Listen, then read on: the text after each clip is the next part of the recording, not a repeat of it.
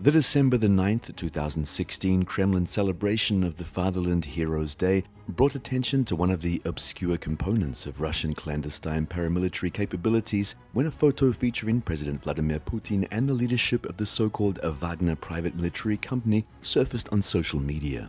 Vagner is the pseudonym of Dmitry Utkin, a retired member of the Russian armed forces who, at the time of his discharge, commanded the 700th Special Operations Detachment of the 2nd Separate Special Operations Brigade of the Main Intelligence Directorate of the Ministry of Defense. He has gained experience in PMC operations while employed by the Moran security group, which he participated in Somalia counter-pirate operations. Wagner's deputy commander is also a Russian military veteran, Vadim Troshev. Vagner represents Russia's most ambitious experiment with the PMC concept. Elsewhere in the world, PMCs such as the Executive Outcomes and Erik Printer's original Blackwater, which began as corporate security outfits, have evolved into de facto extensions of national military power, occupying the niche between covert action and the deployment of regular special operations and elite forces. As of this writing, the Russian government has not yet adopted a clear policy concerning the existence of PMCs in Russia. While a bill was introduced before the State Duma that would have provided a legal framework for Russian PMCs, it was tabled after some discussion. It would appear that the Russian government is in a wait-and-see mode, and the ultimate decision will depend on a number of factors. The first is the nature of Russian-West relations in the era of Trump, Brexit, and prospective wins by anti-globalist parties in the EU. Should the relationship evolve in the direction of cooperation rather than confrontation, it would reduce the need for PMCs. The second factor is the Syria experience, which is the largest and most overt demonstration of the Russian PMCs to date, even though PMCs have been employed in achieving Russian state objectives for over a decade. Their usefulness has been demonstrated in Crimea and the Donbass, where a high number of quasi-PMCs were incorporated into the general concept of operation in order to fulfill missions that could not be performed by the Novorossia militias or regular Russian military forces for military or political reasons.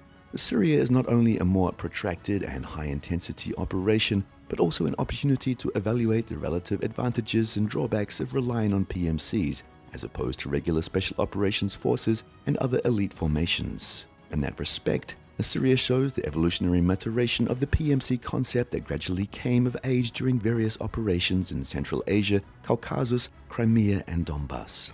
In contrast to the US experience, which adopted a top-down model of PMC use, the precursors of the current Russian PMCs arose spontaneously in response to market demands, as it were, both around Russia's borders and around the world, and which tapped into a large pool of trained veterans of Afghanistan and Chechnya. Ironically, Russian PMCs owe a lot to the United States or other Western powers which used Russian privateers in a variety of operations, including in Iraq.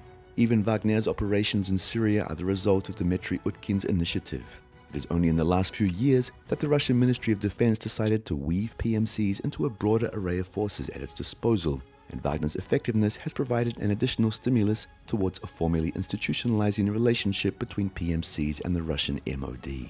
Since Wagner's existence or participation in the Syria operation has not yet been officially acknowledged, there are no reliable reports on the number of Wagner operators or the functions they perform. Some estimates run into as many as 400 operators in the country, where they are most likely to see frontline combat than the active-duty Russian troops. Wagner also suffered an unspecified number of casualties, including fatalities. Finally, there is the question of what relationship will exist between the PMCs, the covert operations community, and the special operations formations on which the PMCs will naturally rely for recruits.